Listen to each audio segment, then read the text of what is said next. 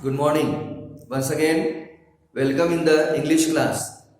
In the last period, we have learned the first poetry, Silver 3.1. Now today, we are going to start the second lesson, that is 3.2, reading works of art. Syed Haider रजा, इस महान painter की, महान artist के बारे में इस lesson में दिया है. Syed Haider Raza. Syed Haider Raza popularly known as a Raza, यानी उनको रजा के नाम से जाना जाता है. He was very famous as a Raza. Raza करके उनको पूरे दुनिया में, yes, in the world he was known as a Raza. Raza के नाम से उसको जाना जाता है. Was a renowned Indian artist. Renowned का मतलब famous, and he was a very famous Indian artist. और ये बहुत ही फेमस इंडियन आर्टिस्ट है. सिंपल ज्योमेट्रिकल शेप्स, उसके पेंटिंग में जो भी पेंटिंग होती है, it is very simple geometrical shape. जैसे आप लोग ज्योमेट्री में शेप निकालते हो, उस तरह से उसके सिंपल ज्योमेट्रिकल शेप रहती हो, but striking colour combination. But the most important thing was the colour combination. लेकिन उसके पेंटिंग में कलर कॉम्बिनेशन ये सबसे इंपॉर्टेंट बात है. Captivating composition. कैप्टिवेटिंग का मतलब अट्रैक्टिंग. उसका जो कलर कॉम्बिनेशन है, it always attract to the people. वो लोगों को अट्रैक्ट करता है. These are some of the characteristic feature of his painting. These are the two characteristic of his painting. One is simple geometrical shape. पहला characteristic है उसका simple geometrical shape. वो simple geometrical shape निकालता है. And another is color combination. और सबसे important है color combination. So are the colors blue and orange? So the colors are blue and orange. Most of the 99% Sayyid Haider Raza used the color blue and orange. उसने अपने painting में ज्यादा से ज्यादा blue और orange का ही use किया, ज्यादा से ज्यादा. Now you can see in the picture, all the picture are given in this lesson.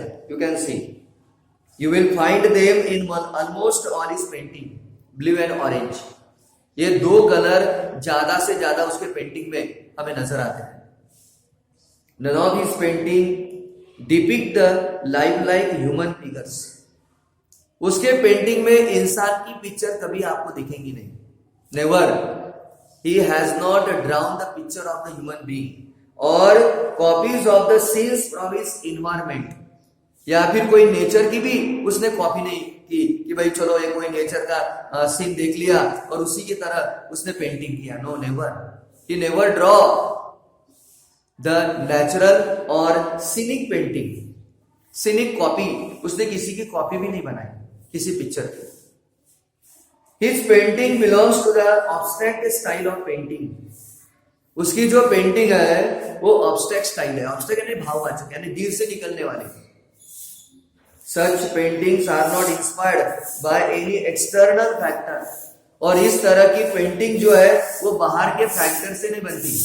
They are not inspired by external factor. कि भाई बाहर का नजारा देखा, नेचर देखा और उसके बाद हमने बनाई. नो, ऐसे पेंटिंग बाहर के फैक्टर से नहीं बनती या इंस्पायर नहीं होती. They originate, ओरिजिनल रहती वो. They originate when the artist tries to peep into his own inner mind. Peep into का मतलब झांक के देखना, look into. जब कोई आर्टिस्ट अपने मन में झांक के देखता है, तब इस तरह की पेंटिंग वो रिवील करता है, बाहर निकलती है. Such paintings are created when any artist peep into the inner mind. Inner mind. जब अपने अंदर के माइंड में झांक के देखता है, तब इस तरह की पेंटिंग वो क्रिएट करता है. They are made by arranging circle. They are made by arranging circle. उसके पेंटिंग में सर्कल है, ट्रायंगल्स है, स्क्वायर्स है, rectangles, lines, dots in a different composition. Dot का भी उसने बहुत यूज किया है। तो अलग अलग तरह का कंपोजिशन उसने किया using the effective technique, but what ever the technique he has use it was very effective. लेकिन जो टेक्निक उसने यूज किया इट इज वेरी इफेक्टिव, वो बहुत ही इफेक्टिव है। Of applying paint, that is the most important characteristic of his painting, the paint, colour combination is the most important fact. Attractive colour combination, उसने बहुत ही attractive colour combination use किया है। Achieving balance in some places, कई जगह उसने balance किया है, and creating imbalance in other places, और बाकी जगह उसने इम्बैलेंस किया है। दोनों बैलेंस भी कई जगह किया है और इम्बैलेंस भी किया है। Raza found his painting through the study of Indian art, उसने ऐसे पेंटिंग नहीं निकाली। At the beginning Raza found his painting through the study of Indian art, उसने सबसे पहले इंडियन आर्ट्स की स्टडी की। He had gone through the Indian arts, भारतीय कला क्या है भाई वो पहले देखा, भारतीय कला की उसने पढ़ाई की। इट्स हेरिटेज, हेरिटेज माने ट्रेडिशन, उसकी परंपरा की पढ़ाई की, उसकी परंपराएं देखी। कल्चरल, संस्कृति देखी। कंटेस्ट एंड फिलोसॉफी, और तत्व ज्ञान भी देखा उसने। Raza first studied the Indian art, its heritage, cultural and also the philosophy, यह सब उसने पढ़ाई की पहले, और उसके बाद उसने इस तरह की पेंटिंग क्रिएट की।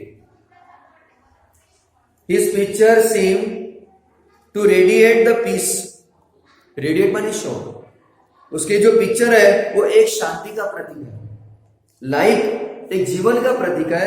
At the same time his picture show the peace and life of, जीवन और शांति का एक प्रतीक है। We realize, हमें रियलाइज होता है that the painting is a visible form, painting is a visible form, ये visible form है। वो पेंटिंग कुछ बोलती है, हमें कुछ बताती है वो painting. Visible form of very deep thought, बहुत ही डीप थॉट में वो हमें पेंटिंग कुछ हमें बताती है।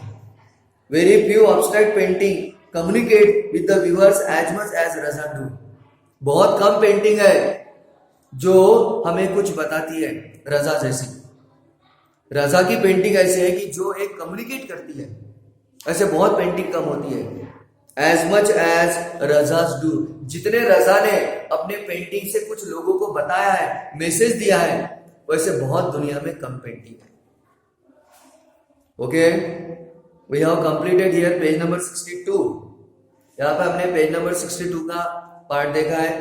In the next part the writer has given the description of the life of Raza, Raza के जीवन के बारे में दिया है, वो हम कल देखेंगे। Okay, you read this page, this portion again and again and try to understand and then try to also solve the exercise. Okay, see you tomorrow. Have a good day.